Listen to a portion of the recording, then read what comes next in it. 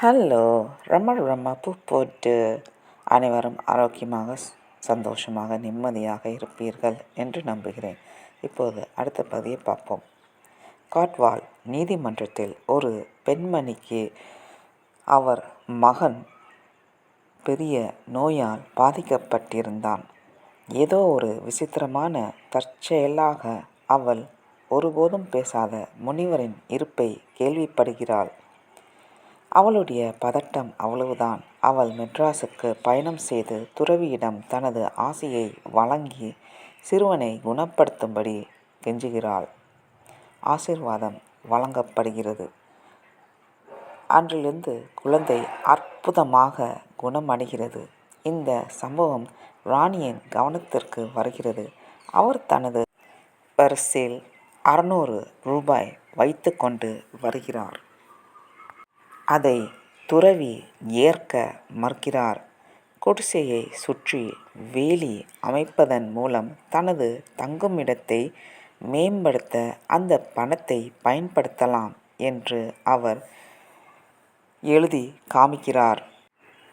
இதை ராணி செய்ய ஏற்பாடு செய்கிறார். இதனால் மூங்கில் வேலி உருவாகிறது. உதவியாளர் மீண்டும் எங்களை குடிசைக்குள் அனுமதிக்கிறார். அங்கு எனது முதல் வருகையின் போது அவர் பராமரித்த அதே டிரான்ஸ் போன்ற நிலையில் துறவி மூழ்கியிருப்பதை காண்கிறோம். நாங்கள் அமைதியாக தரையில் அமர்ந்திருக்கிறோம்.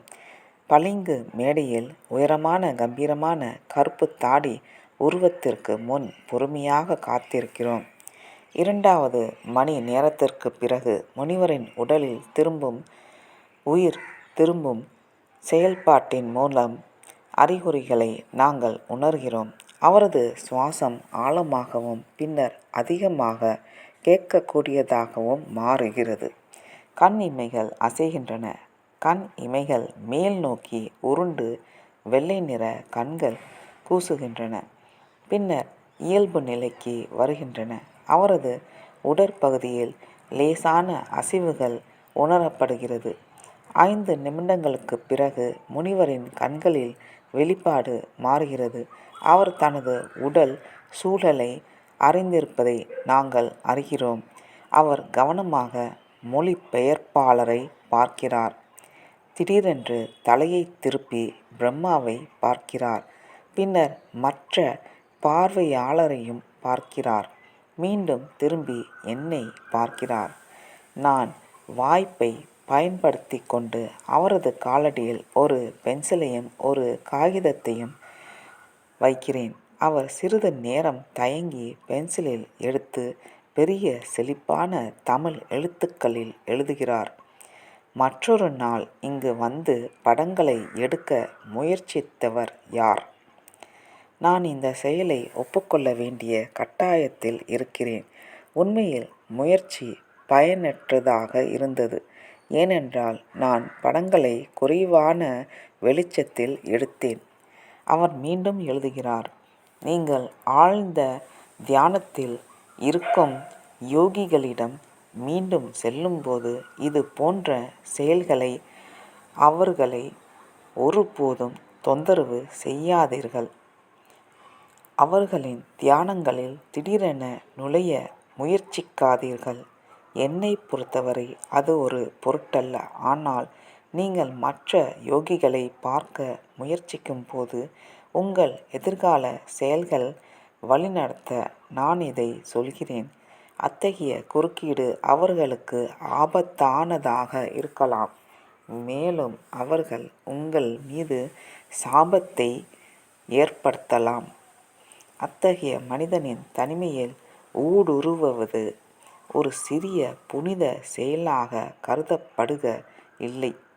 எனவே நான் எனது வருத்தத்தை தெரிவித்துக் கொள்கிறேன். கத்வாலில் ராணியின் சகோதரர் இப்போது முனிவரிடம் தனது பக்தியை வெளிப்படுத்துகிறார். அவர் முடித்ததும் இந்தியாவின் பண்டைய ஞானத்தின் ஆழ்ந்த ஆர்வமுள்ள ஒருவராக என்னை அறிமுகப்படுத்திக் கொள்கிறேன். கடலுக்கு அப்பால் யோகாவின் குறிப்பிடத்தக்க சாதனைகளை செய்த சில மனிதர்கள் இந்தியாவில் இன்னும் இருப்பதாக நான் கேள்விப்பட்டிருக்கிறேன். அவர்களை கண்டுபிடிக்க நான் முயல்கிறேன். முனிவர் தனக்கு தேவையானது என்று நினைக்கும் அளவுக்கு எனக்கு ஞானத்தை அளிப்பாரா? துறவி சிலையாக உணர்ச்சியற்றவராக இருக்கிறார். அவரது முகம் எந்த பதிலளிக்கும் முக பாவனை மாற்றத்தையும் காட்டவில்லை. 10 நிமிடங்கள் வரைக்கும் அவர் என் வேண்டுகோள் கேட்டதற்கான எந்த அறிகுறியும் காட்டவில்லை. பொருள் முதல் வாத மேற்கத்தியரை சிறிதளவு ஞானம் பெறக்கூட தகுதியற்றவர் என்று அவர் கருதுகிறார் என்பதை நான் வெறுமையாக கருதத் தொடங்குகிறேன். கேமராவின் மீதான எனது விகாரமான கோபம் அவரை விரட்டியிருக்கலாம். ஒரு தனிமைப்படுத்தப்பட்ட இனத்தை சேர்ந்த இந்த ஒதுக்கப்பட்ட உறுப்பினர் ஒரு அந்நிய இனத்தை சேர்ந்த ஒரு நம்பிக்கையற்ற உறுப்பினருக்காக தனது தியானத்தை உடைப்பாரா என்று நான் எதிர்பார்க்கும்போது நான் அதிகமாக எதிர்பார்க்கிறேனோ என்று எனக்குள் ஒரு வருத்த உணர்வு எழுகிறது. என் ஏமாற்றம் மிகவும் முன்கூட்டியே. முனிவர் பென்சிலை எடுக்கிறார். நீல வாக்கில் ஏதோ எழுதி தருகிறார். அவர் முடித்ததும் நான் சாய்ந்து எங்கள் மொழிபெயர்ப்பாளரிடம் நீட்டுகிறேன். புரிந்து கொள்ள என்ன இருக்கிறது?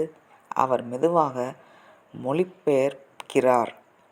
எழுத்தை புரிந்து கொள்வது கடினம். பிரபஞ்சம் பிரச்சனைகளால் நிறைந்துள்ளது.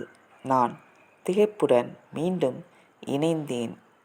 அடுத்த பதிவில் பார்ப்போம். நன்றி, வணக்கம். ரமா போட்டு